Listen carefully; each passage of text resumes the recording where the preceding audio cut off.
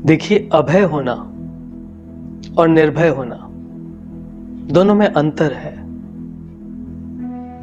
निर्भय यदि आप होना चाहते हैं तो आपको अपने काम, क्रोध, मद, लोभ और मोह इनसे निर्भय होना पड़ेगा। इनके परिणामों के बारे में आपको भली भांति ज्ञान होना चाहिए कि आपका काम, उसका परिणाम क्या निकलेगा।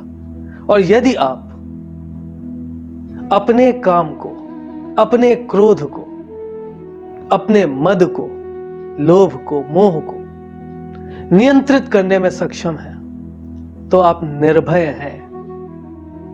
ध्यान रखिएगा, निर्भय होना एक उपलब्धि है।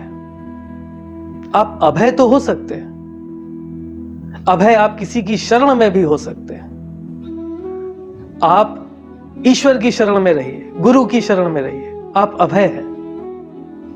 परंतु निर्भय होने के लिए जितेंद्रिय होना नितांत आवश्यक है।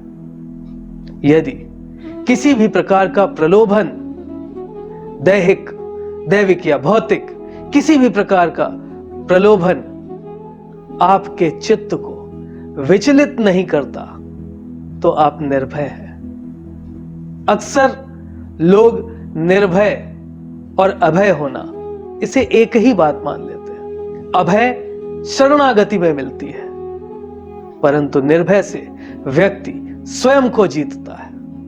यदि काम, क्रोध, मद, लोभ और मोह इनको निरूपित करने वाली वस्तुएं आपके चित्त को विचलित नहीं कर पाती हैं और आप धैर्यवान बनकर दृढ़ता के साथ अपने कर्तव्य पथ पर आगे बढ़ते रहते हैं तो निश्चित रूप से आप निर्भय हैं। ध्यान रखिएगा, जब कभी भी हम अपने आध्यात्म की प्रारंभिक स्थिति में होते हैं तो हम ईश्वर की शरणागति होते हैं, और जब शरणागति में होते हैं तो हम उनसे अभय होने का वरदान मांगते हैं।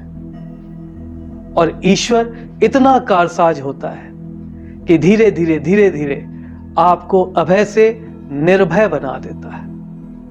तो यदि अभयता आध्यात्म की प्रारंभिक अवस्था है तो निर्भयता आध्यात्म की एक उच्च अवस्था है, जिसे प्राप्त करने के बाद आप जितेंद्रिय होते हैं। आपके ऊपर पूर्णतया आपका नियंत्रण होता है। किसी भी प्रकार का कोई प्रलोभन आपको अपने कर्तव्य पथ से डिगा नहीं पाते, और उस समय आपका उद्देश्य और उसकी सफलता निश्चित हो जाती है। ठीक है।